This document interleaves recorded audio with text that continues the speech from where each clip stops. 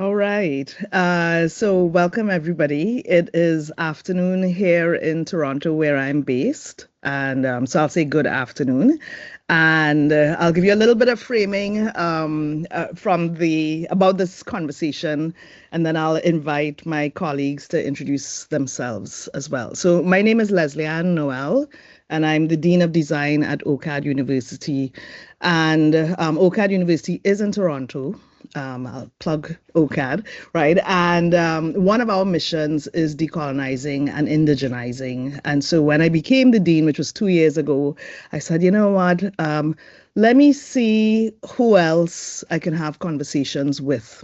And some of you, as Derek mentioned, I'm one of the co-founders and one of the conveners of the Pluriversal Design Special Interest Group, which is another group within the DRS, where we are interested in design from many worldviews, design from many different parts of the world. And so I was already interested in this work and came to this university that had this very grand mission of decolonizing and indigenizing. And Nii and I, who I'm going to ask to introduce himself in a few minutes, have already, we had been working together for maybe about 5 years or more as thought partners, where we often WhatsApp each other. Nii sends voice notes.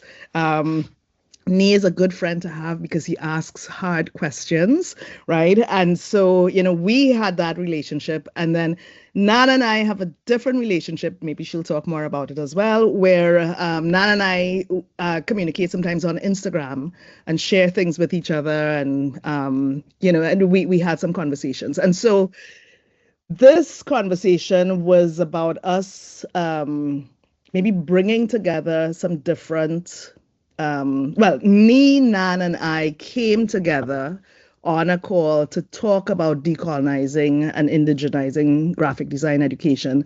And Nan and I had already had a call or two about that. And so this today is like a continuation of our conversations, but in public, because we just thought, you know what, some of these conversations are very good and very rich. Maybe there are other people who'd be interested in these conversations. I already apologize because I know we're going to run out of time, because on our calls we run out of time. But think about today as a start of a conversation. So actually, I can see Nan first.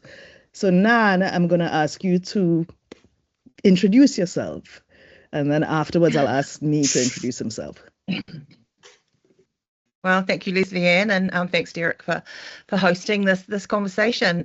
It's early in the morning here, so I will say morena, which is te reo for good morning. Yes, I'm really excited to be here. As I'm sure you're all aware, New Zealand is pretty much at the bottom of the world. And so we do feel at times sort of in isolation in some of the conversations that we're having and the work that we're doing. So it's great to have everybody here, and it's been really fabulous for me to connect with Leslie Ann, excuse me, and Nii on these conversations. I am the former head of school of Victoria University's School of Design Innovation. As a university or a design school in New Zealand, we have responsibilities to what is the Te Tiriti Waitangi, which is one of our country's founding documents, which speaks directly to uplifting, upholding Māori ideologies, stories, histories, and bringing them forward into the future. And as you can imagine, we weren't doing a great job of that a number of years ago. And so I guess my introduction into it is really through research and studies on the universal and picking holes in that. And I guess we'll talk a little bit about that in our conversation. But yeah, again, thank you for having me. Thank you. Nii, can you give us an introduction? Tell us who you are. Hi, Leslie Ann. Can you hear me? I can hear you. Yes, and okay, and now I can see you. Okay, Yes. okay. Thanks. Sorry, man. I'm on my phone. My technology decided to go out on me, so I had to problem solve quickly. So thank you, everyone, especially Leslie Ann and Nan for this conversation. Derek, thank you very much for giving us a platform. I see some old faces. Bruce, good to see you, sir. A lot of your ideas and thoughts, have, I guess, kind of helped me on this path. And then I see some names of, I think, students, ex-students. So my name is Nii Kommey Botchway. I am based in South Africa, in the country known as South Africa, in the city known as Gqeberha, formerly known as Port Elizabeth. It's on the Indian Ocean seaboard of South Africa. So I'm sure everyone knows Cape Town, and I'm sure most people have heard of Durban. So we are situated kind of halfway between Cape Town and Durban on the eastern coast of the country. I teach in a university called the Nelson Mandela University.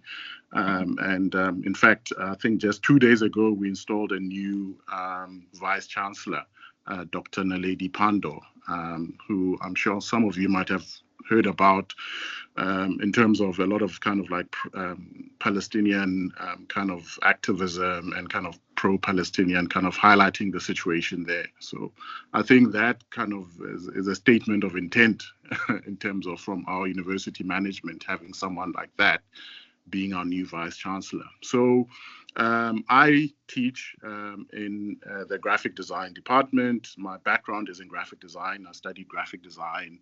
I was reflecting to my students, I think 30 years ago. That's when I was a third-year student, so you can figure that out. And I find myself as currently the program coordinator. It's not an official title, so to speak, of our graphic design department. We're in a school that's made up of other art and design disciplines. So we've got studio arts, which is ceramics, painting, sculpture, printmaking. And then we've got applied design, which tends to be your graphic design, your photography, your fashion and textiles design. So that's me. And I think my journey has been a long one. I think from my student days in the 90s, in the late 90s, where I think the fire in me wasn't necessarily like an air quotes indigenous or a decolonized kind of sensibility. It was more kind of, I think, what you would call what really is design and what is the value of design for communities and societies at large. So I think that's the spark for me that I think if I look back now, ties back to maybe where I am, because the question I always had was like, okay, why aren't we as designers in this African context, doing more with our design, and why isn't our design reflecting the realities of the environment that we stay in? And I'm sure most of you guys come from a space where your design education was very universalist, Western Bauhaus influenced. So I think I'll end it there. Yeah. All right. Well, it's like we're throwing a ball around the room, so I'm going to catch the ball and build on what you're saying. How am I coming to this conversation? So I studied in Brazil, which some people know. And I went back to Trinidad from Brazil, and remained in Trinidad for quite some time. And I worked I worked as a consultant in East Africa for several years.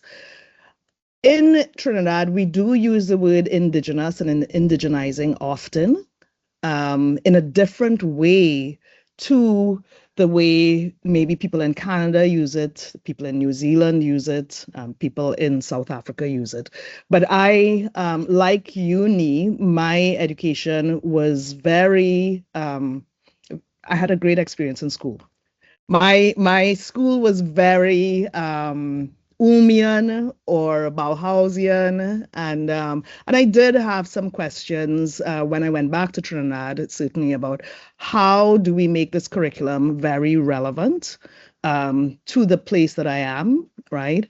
I did sometimes have, I had a lot of concerns about students wanting their work to look like it was made in New York, right? I think, when we're not in New York, we are from Trinidad, right? A small dot in the Caribbean, a lovely small dot in the Caribbean. But, so as I came into this work, I always had these questions, and that has been my interest in over time. What does design look like in different contexts? And that I've brought those kinds of conversations to the Pluriversal group.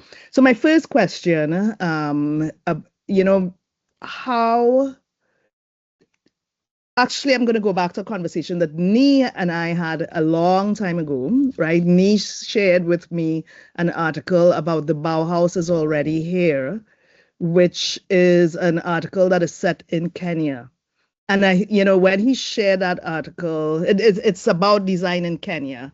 And when he shared that article with me, I thought actually that's something that we often forget, about the context that led to the Bauhaus, or the kind of design curricula that we continue to use today, or that we all talk about, was in fact very political, very dynamic, very, and maybe that context actually exists in many different places around the world, right? So my question to both Nii and Nan is, how has your local context in Aotearoa or South Africa shaped your understanding of what decolonizing or indigenizing the design education means? Because like for me, it was, how do we not try to be New York, right? That's one of the questions that I was exploring. But for both of you, I'm curious to know, like, how did the local context shape how you think about this work? Nan, we could start with you. Thanks, Leslie Ann. And yeah, there's an awful lot of synergies in what you're saying to a lot of experience, certainly mine, but people are here today. And I think, I guess we have to start with the political and the dynamic. For me, sorry, I need to go back to, you want to talk about where we've come from? Yeah. I want to let you talk. I could put the question in the chat, but I also am happy with us taking the conversation wherever. Yeah. Okay. Well, I guess a little bit more about my background in terms of how I ended up here is coming through architecture and design in my education, and being thoroughly absorbed into that sort of Bauhaus modernism, and then coming into academia later, and especially taking the role of running the first year, and also a political or a very dynamic time here in New Zealand in terms of the demands initiatives from the university to ensure that we are attracting and supporting and graduating more Māori and Pacifica students. And as I often say, my question to that was, well, if they can't see themselves in our curriculum, why on earth would they come? And also, when the numbers did start to rise and we were attracting those students, actually seeing that they had such a strength in their own visual languages and such an understanding of their own visual languages and their ability to be storytellers, to be creative, and to have the resilience that you need in education when you're learning, was absolutely profound in terms of its impact on what I thought about how we teach, what we teach. And I guess my first step was, rather than to throw everything out and start again, was to start to think, what are the synergies between what we are teaching in terms of as Nii says, a very Bauhausian sort of rationalized view of things, a very linear history. How can we find some intersection points to start this movement forward? And so that's when, using visual languages, I started to look at sort of how visual language within Māori and Pacifica might intersect with some of that rationalized grid-like work going on. And I ended up, one of my starting points was Owen Jones in The Grammar of Ornament. And, you know, in his first few pages, he is absolutely praising Māori and Pacifica for their incredible ability to abstract, their ability to connect and abstract from nature rather than copy, you know, their ability to understand ornamentation on objects, that it's, you know, its use, and to be able to sort of put pattern onto form as opposed to flat objects. So I guess that's where it started for me, is understanding that actually there's a lot to learn here, and it's not a matter of just saying this is the right thing to do. It's actually a really great thing to do for design itself. And I guess having started on the visual side of things, I very quickly started to see that for us, indigenizing, and I guess we'll talk about the differences between indigenizing and decolonizing. Indigenizing that work was actually more about the process of bringing values into your design work, and how that can be seen in your work, and how we do our work. And that's where I guess I've landed in terms of what I now do, which is really talking about you know, co-design, agency, what we call rangatiratanga, which is self-determination, or tino rangatiratanga, which is being able to self-determine. So that's incredibly important in education. So yeah, I guess I'll leave it there for someone else to add into that, if that's said enough. Yes, okay. Okay, so Nii, I'll come back to you and ask about how has your local context shaped your understanding of what is decolonizing or indigenizing? I mean, I already shared a little bit of your story with that article. So, I mean, you've been thinking about this for a long time. So over to you. Yeah, I think you know me. I'm kind of like all over the place, so I might not go the way that I think I posted into the chat a statement, because I was actually like reflecting on because the title of our discussion is Decolonizing and Indigenizing Design Education, right? So I was actually thinking about that, and I was like, you know,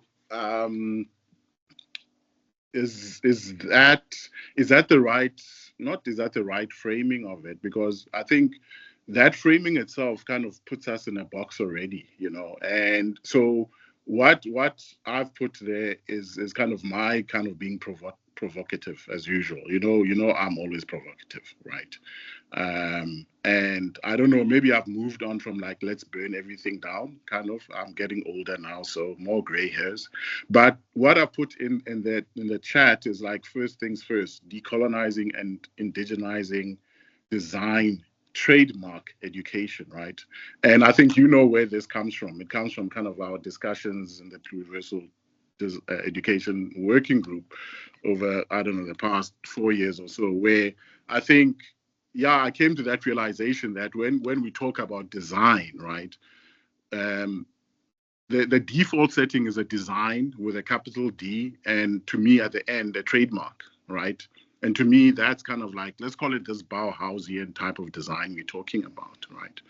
It's a design that comes out of a certain modality, a certain framework, a certain way of being and existing in the universe, which is Western Anglo-Saxon, let's say North Atlantic kind of, you know, sphere of influence, right? And so that basically, that design, capital D, and then trademark, then acts as a default for everything, right? And I think I came to that realization that, no, wait a minute, whoa, no. It's that design which we have been taught and, have gone through the system learning and stuff like that, represents one kind of aspect of what design is, And so I kind of made this thing that maybe design is a D with a small D, not a capital, and at the end there's a P in inverted commas, like design pluriversal, right? This is just me. I'm not saying this is what it is. I'm not prescribing anything to anyone. I'm trying to make sense of the world, right? And I think that's what design is, what values are, what traditions are. It's people trying to make sense of the world at a particular point in time and their realities. So for me, that design with a small d and a p at the end makes sense for me, because I'm like, okay, that's actually what we are talking about, right? And so that design, small letter D and a P, is what design actually is. So if I look at the screen, I see all manner of people, all manner of colors, textures, backgrounds, names, surnames, etc., etc. I'm looking at humanity here, right? I'm not looking at just one exemplar of humanity, right? And to me, that's what design is. It's like we are all human, but we speak in our various ways from our various vantage points, right? And so the question that we're asking ourselves, decolonizing and indigenizing design, capital D, with a trademark at the end, that already shows that there's a problem for me, right?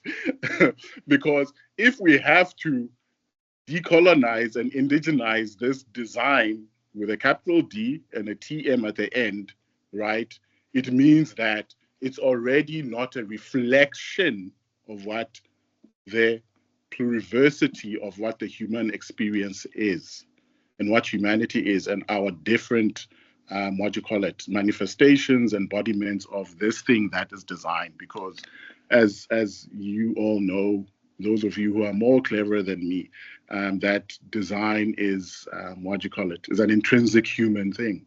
It's not something that comes out of like a Western universalist or modernist paradigm. It's how we live and navigate in this world.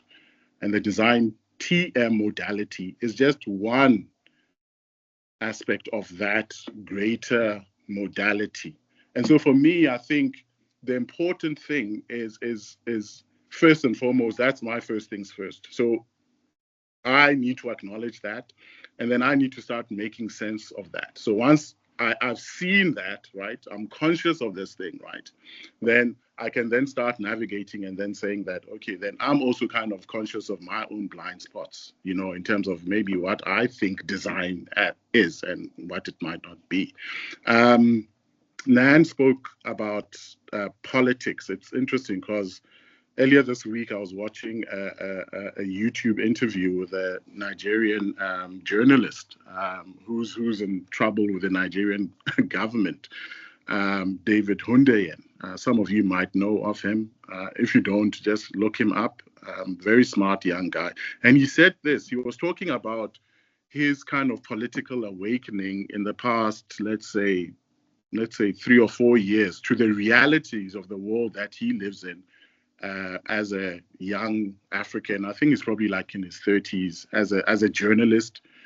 He's an investigative journalist. And he said this, about his work. He's like, without proper political consciousness in the work that you are doing, your work is basically entertainment, right? And that kind of statement really spoke to me because of the consciousness part of it, right? Because, like, as I said, he's wanted for treason by the Nigerian government. So he's actually in exile right now in Ghana because of his reporting about the malfeasance that's happening in his home country, right? So literally, this is life and death that we are talking about, because a treason charge in Nigeria, as probably a lot of places, there's a death penalty attached to that, right? And this treason charge comes out of him doing his job and basically holding the government to account, as we are all supposed to do as citizens, right? And in doing that and realizing like how, as he says, he realized how the world really works in terms of like, okay, we've got a puppet president who's basically beholden to America, who's got a criminal record. And this is everything I'm saying is there. I'm not saying hearsay or anything. It's there. You can go and research it. And in trying to kind of bring this reality to bear to my people, basically I'm being stonewalled and I'm basically being threatened. And that's when he realized that the work that he's doing, as a journalist, if there isn't this political consciousness, basically what he's doing is he's just entertaining people, right? And so I think I thought about that as it applies to me as a designer, as an educator now. And this basically comes to where I guess I am. Because as my students would know, I always say that, we need a design consciousness in everything that we do. I don't know. I think some of my students are in here. They might testify to what I'm just saying. So to me, that's the most important, the first thing, right?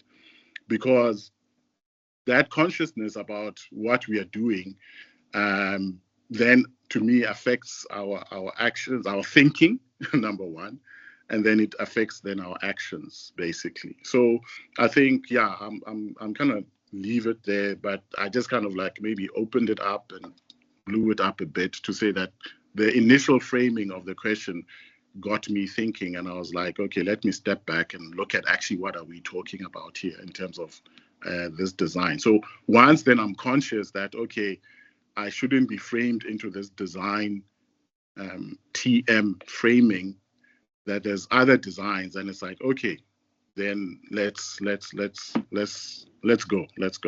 Okay. Okay. Rashid was asking, how do we spell David's last name? And Derek says, could it be Hundayan, Hundayan?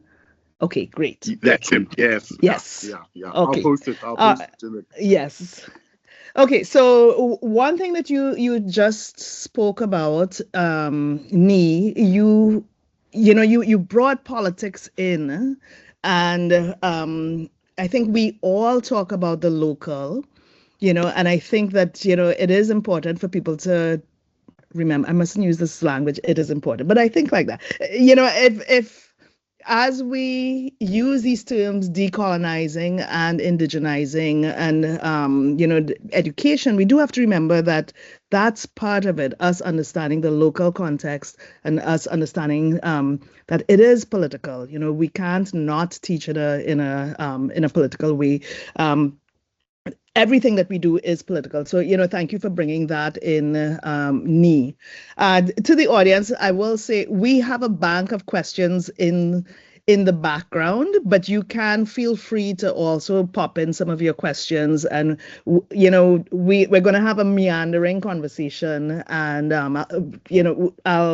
I'll pick on questions in the chat every now and again. But Nan, I want to come back to you because we were talking about decolonizing and indigenizing and those terms. And I'll tell you that actually, so as I said earlier, I'm from the Caribbean. We use these terms in a different way. And I think as we were planning for this conversation and in other conversations I've been in, we've had to emphasize that actually decoloniality or decolonizing as a term means different things in different places. So now that I'm in Canada, it's a very different usage to maybe the way I might have used it in Trinidad or, where I worked when I lived in Brazil or other parts of the world. So Nan, you in one of our conversations, you had this marvelous way of differentiating, decolonizing, and indigenizing in your context. And I'd love for you to share that with us. Oh, thank you, Leslie Ann. Yeah, and I think we like to think of our context as uniquely giving us all sorts of opportunities. And to explain, many of you may know, so apologise if I'm telling you something you already know, but we are a bicultural nation, but a multicultural society. We do have the Te Tiriti Waitangi, which is specifically about Māori and Pākehā or colonialist relationship, and how that should move forward. So for us, indigenizing is bringing te ao Māori, the Māori worldview, mātauranga Māori, Māori knowledge, or tikanga Māori, Māori values into the work that we do. In education, there are policies around the fact that we need to do that. Doesn't mean everyone does, that have been in place for many, many, many years, decades. Decolonizing, on the other hand, for us is, I guess, we think of it more around the whole pluriversal. And so in my particular situation, being someone who, over the last 13 years has been working towards bringing that Indigenous knowledge into the design education that we're delivering, and really delivering or trying to do that by making the space in the curriculum for the knowledge, starting with making the space. And as we've moved forward, we've put it more in as foundational and building from there.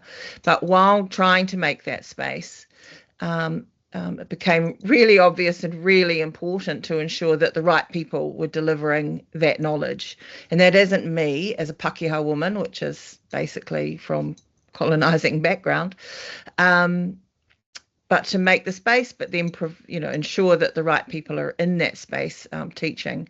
And so, as I talked earlier about process, part of that process for me, when I'm trying to model and be inspired by mātauranga Māori, is to know when to stand up, but also know when to sit down, to know when to get out of the space and leave the space for those that need to be. And it was actually one of a young Māori academic that I employed a few years ago, the school employed a few years ago, when talking to him about what can we do next. It's fabulous to have you here. It's fabulous to have you working. Just a brilliant young academic, Bobby Luke.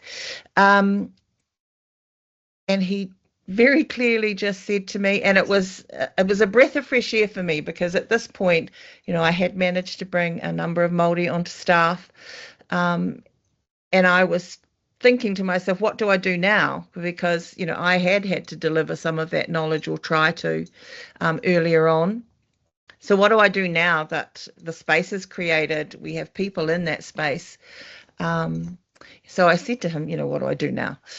And he said, just be clear that to indigenize, it's his job as a young Māori, or as a Māori, it's his job to indigenize. It's my job to decolonize. So it's mine as a Pākehā, although tangata tiriti, which is, someone who is grounded in following responsibilities to the treaty, it's still my responsibility to be making space, to finding ways to ensure that other worldviews are in our discipline, that other worldviews have a place.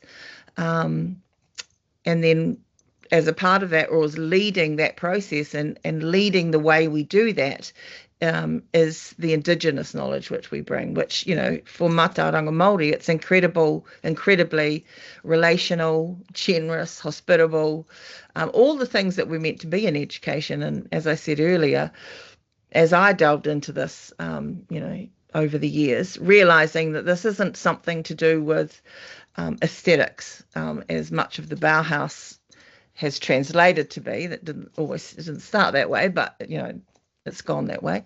It wasn't about aesthetics. It was very much about a process. It was very much about interconnectivity between people and place. There is no just people without place. And I guess that's guided what we've done. And, there's bumps in the way, and there's all sorts of things to still keep working through. But I feel like we have made good steps in terms of acknowledging who needs to bring the knowledge, but also what we need to have in our structures and our philosophy and our mission to ensure that, as Nii talked about, that everyone has an opportunity to design from, as we talk about in our school, where you stand. Okay, so what I'm hearing from you, which I heard in the last call, is that we do have different roles, right? So, one thing about the three of us when we talk, we are actually talking maybe from an administrator lens, about what do we need to do. And so, like in my conversations with you, I found that very enlightening. That okay. Actually, in my role as an administrator, I have to make sure that certain structures exist to allow then other people to do their work as well. And I really like how you differentiate. Well, how your colleague differentiated the decolonizing and indigenizing in your context. For both of you, I do have a question about. What have you done?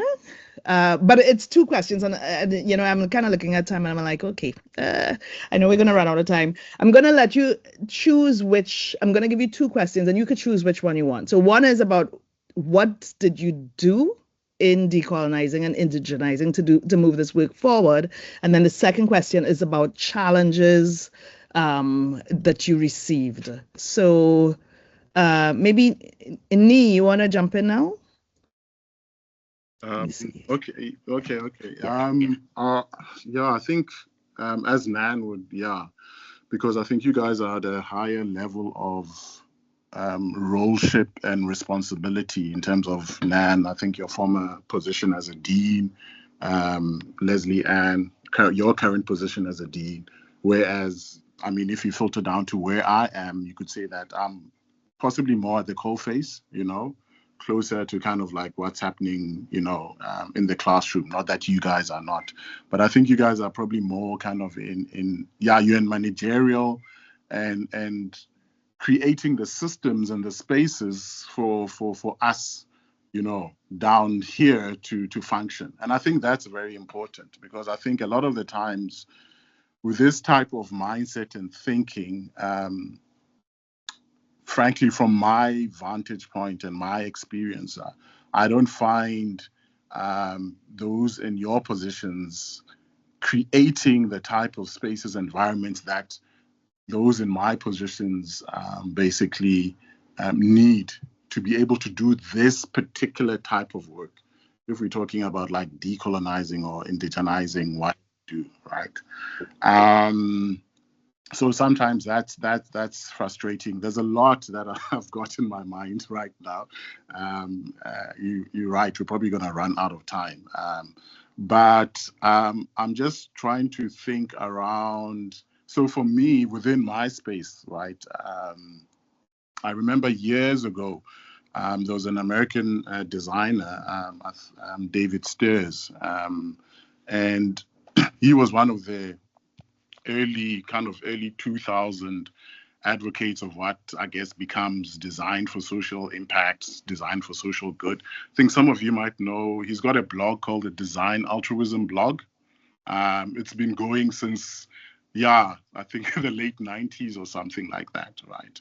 And I met David at a conference here back in 2006, and he was presenting about back then this whole thing of like, design going out and air quotes doing good and all of this. So remember, this is back in 2005, and this, and he said something I never forgot. He was like,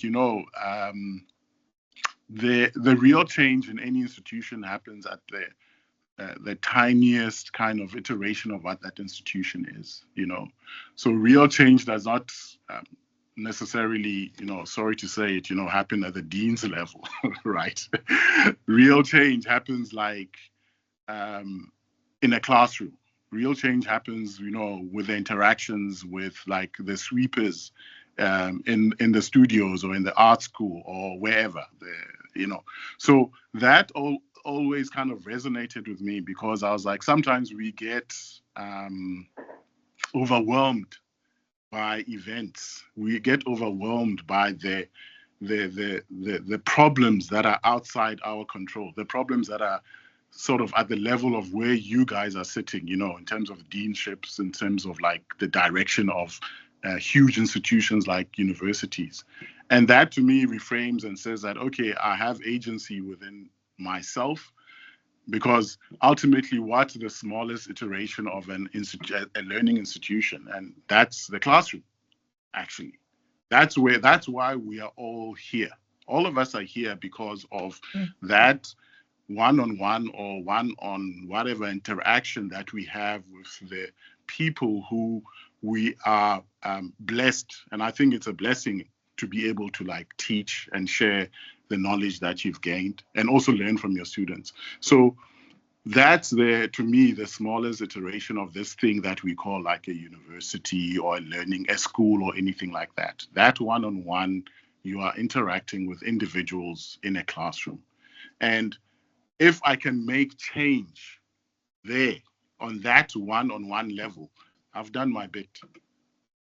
All the other stuff up there, those of you who know me know I like using the term smoke and mirrors, all the smoke and mirrors up there. Yeah, I don't have power over the smoke and mirrors, but I do have power, or I have agency within my classroom. We have agency as lecturers, as teachers, as facilitators within our classroom and within that one-on-one interaction. So coming back to say me personally, and I think our team, as the graphic design department, I think so back in 2020, when I reached out to you, Leslie Ann, this was around this, and this was, I think, smack dab during COVID and all of that kind of craziness that was happening when the world stopped, and something we all seem to have forgotten, and kind of just questioning, where we are, where we're going, what we are doing, all of those things, I always said that, COVID was an opportunity for us to really question the trajectory of what we were doing, the design we were in, And personally, I think we failed that question. A lot of us failed that question. The system failed that question, because I don't think we learned from what COVID was trying to teach us. Okay, that's a discussion for another day. But as a team, we basically then sat down and said, this is where we're coming from. This is the reality of the space. This is what it's been traditionally. Our school, I didn't mention, is the oldest art and design school in South Africa. So it's got that history. I think next year we're 145 years or something like that, right? So the framing and the design of the space 145 years ago, heck, 70 years ago, even 25 years ago, was very different to where we are now in 2026 or 2020. So we as a staff got together and were like, okay, what do we need to do to kind of look at this kind of not new reality, but where we're at, because let me take a couple of steps back, because South Africa was also coming off this whole fees must fall, roads must fall thing, from 2015, 2016, right? And I remember when that happened, we had kind of like discussions within our space. And one thing I wrote is that we seem to be overwhelmed by events. It's like we are like a rabbit caught or a deer caught in headlights, and we don't know what to do.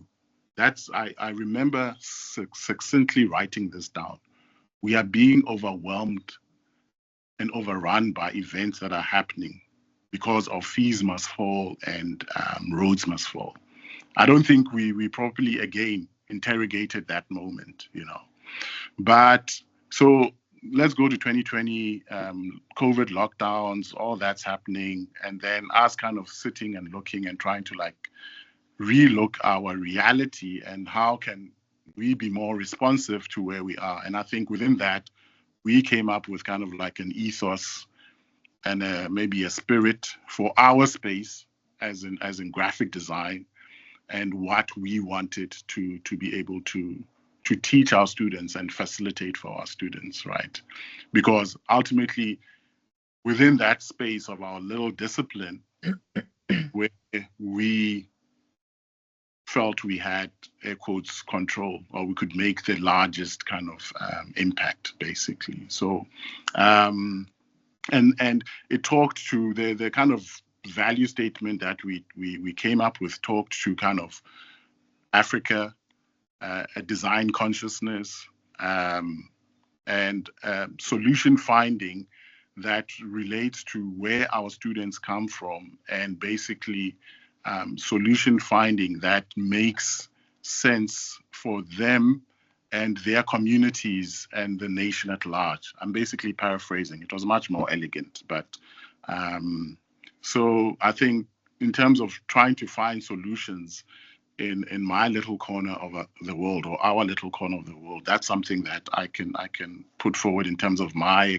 experience over the past, let's say, 5 or 6 years, and it's, I don't think, I always feel like I haven't done enough for my students. I always feel that there's so much I can do, and those who know me know that I'm always hard on myself in terms of what I feel we really should be teaching our students, or opening up the possibilities we should be opening up to our students.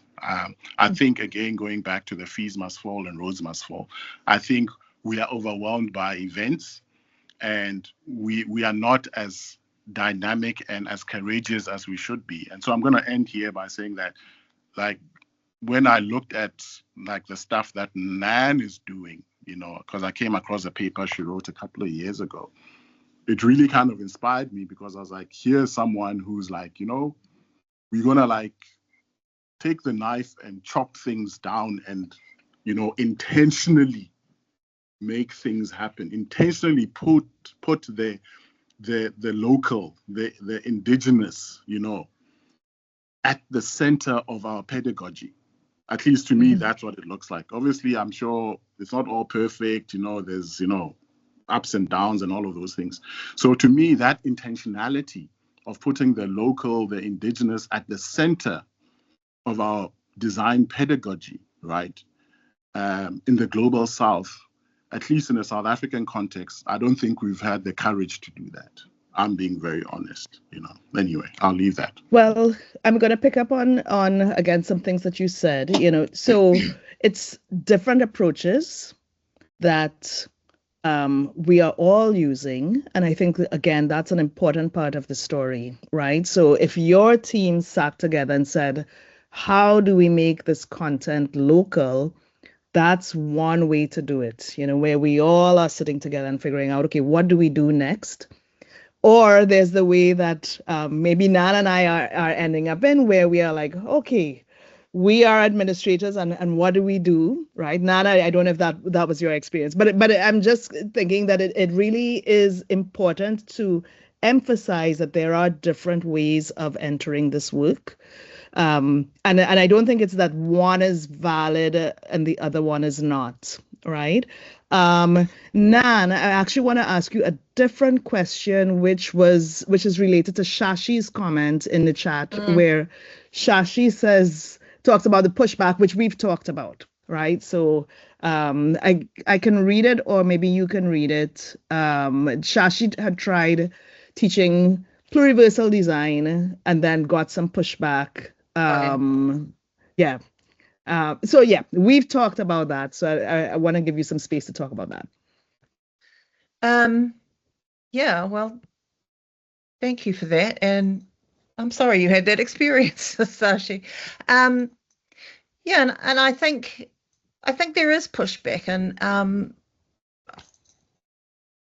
I have to say, sort of reference a little bit back to Nii in terms of the coal face, the factory floor, and I think we've all started there. That's where we've come from, and feeling that, and it is really important to remain a part of that conversation around, what is going on. And I guess, and this may relate, may get to Tashi's point, but if we think about the situation that we work in, where we have, Pākehā, and we have Indigenous, and we have many international staff too, and so asking them to start thinking about how to indigenize the space, because our first priority is to indigenizing the space because of Te Tiriti. Asking people to indigenize that space, a lot will say, I don't know how, I don't know anything about it, I can't do it, so I'm just going to stick to what I know. And, I just find so many contradictions in a lot of that in terms of who we are as educators. We talk about being lifelong learners, the teacher, the learner, the shifting the positions. And here we have these students in the classroom who could teach us. And again, it's that being able to step aside and let them teach everybody else what they know, showing their work, asking them to talk about their work. We're all learning from it.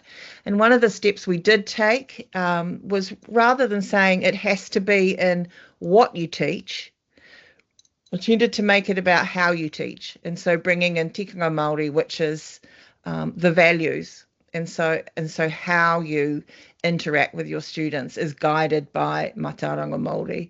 And we encourage staff to learn te reo at different levels.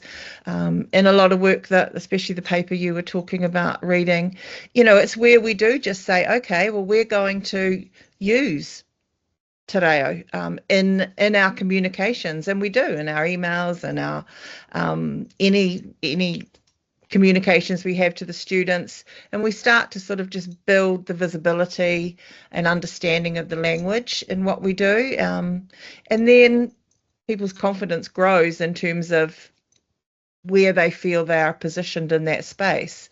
And we do have Māori staff that support, although it's not their work to teach me. It's a journey that I need to go on myself. But maybe just to get closer to what Tashi's talking about, teaching pluriverse, you were told you were taking up valuable curriculum time. Yeah.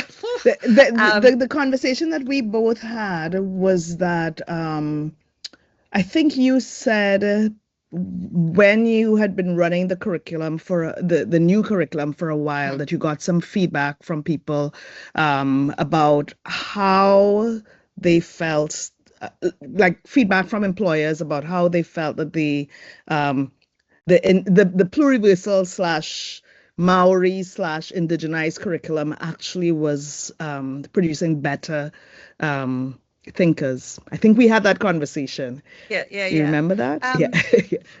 I mean, it has to. If you're broadening your students' thinking, if you're asking them to understand and be, mature enough to speak when they know what they're talking about, ask questions when they don't, be silent when they need to, hear something from someone else. That's got to be producing better graduates. And it isn't just even in their work, it's not just what they're producing, it's how they're producing it. It isn't just, what they're doing in their jobs, it's how they're doing it. And I think, a lot of, as I said earlier, bringing the pluriverse into the curriculum, bringing indigeneity into the curriculum, brings a criticality, brings a relationality, brings humanity. It brings all of those things in, and in such an amazing way that I guess the one thing that we have done is, as Asni said, it's foundational. It's students do at least three courses that are core to them as they move through their degrees in terms of understanding whakapapa, the legacy. And so not just their own legacy, who they are, what they bring to the work that they're doing, but we can use that that model of lineage in terms of, if you want to go talk about cradle to cradle, it's a similar thing. And so just changing the lens on how you talk about it, being respectful enough of where you stand, where you are, to say, actually, this model is not a new model.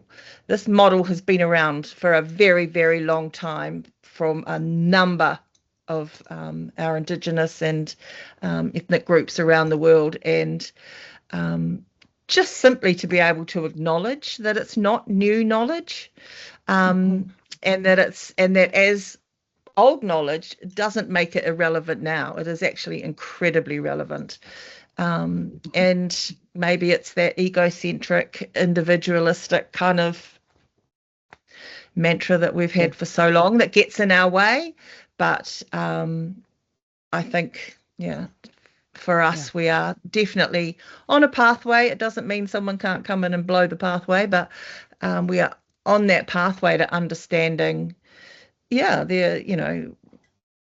we look at where we're standing here in Aotearoa, we can address and match every methodology, theory, whatever that's coming out of any other place with local knowledge. And I guess I just wanted to, somebody commented about the Indigenous.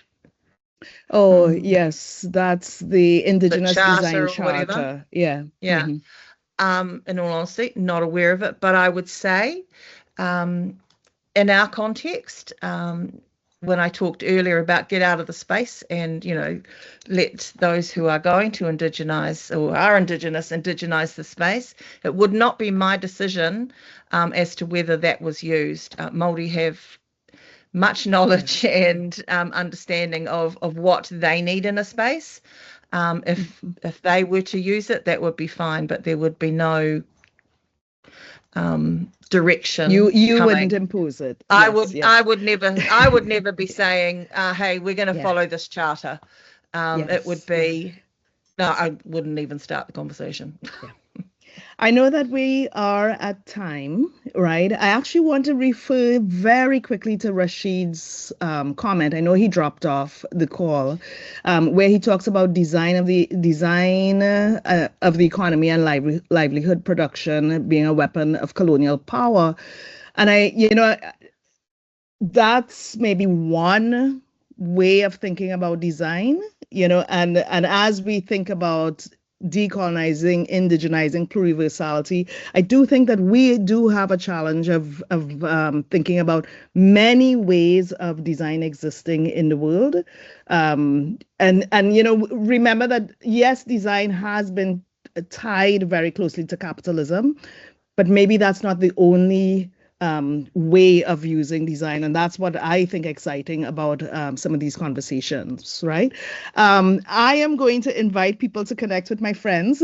A lot of people are connected with me probably. So Nan and Nii are good people to know. So find them and follow them and chat with them. And Derek, I'll give the last word to you. Well, no, I don't mind if you wanted to keep going with the chat. We could do a quick outro to anybody who's skipped ahead to the end of the video to find out what the answer to all of this is. We're just about to reveal it in yet another 45 minutes. We've got.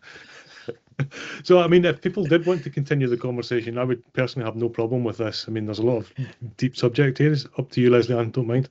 I can let you continue, but as Dean, I have to go to another meeting. Oh, you have to go to, okay. Well, so I'm going to come off the call, and then if you want to continue, you can. Okay. All right. Then. Fair enough. Okay. Well, thank you very much, Leslie Ann. I think what we'll maybe do then, what we'll do is we'll end the session just at that. We'll stop the recording. But if anybody does want to stay and have a bit more of a conversation, a non-recorded space, we've started doing this in meetings, by the way. It's quite an interesting practice, having a recorded element and a non-recorded element, and trying to encourage different ways of interacting. So yeah, if people did want to continue the conversation, I would personally have no problem with that. It's up to yourself though, Nan and Nii, entirely up to yourselves. Anyway, thank you everybody for coming tonight. As I say, the recording will be made available in a few days. I'll also let everybody know when we have confirmed that Fred is going to be doing the next sort of Futures of Design Education. So keep an eye on the Eventbrite page, or if you're following us as part of the DRS, as a DRS member, then follow us on Mighty. That's the new platform that the DRS are using. So I just want to thank both Nan and Nii. I mean, what I really appreciate about this conversation, I'm sorry, I'm a talker. I really appreciate the lived experience that you both bring to this. You're both almost practitioners of this, and that was quite a powerful message that I took from what you were saying tonight. So thank you both very much for that, and your very generous time. So thank you all, and I'll speak to you all later.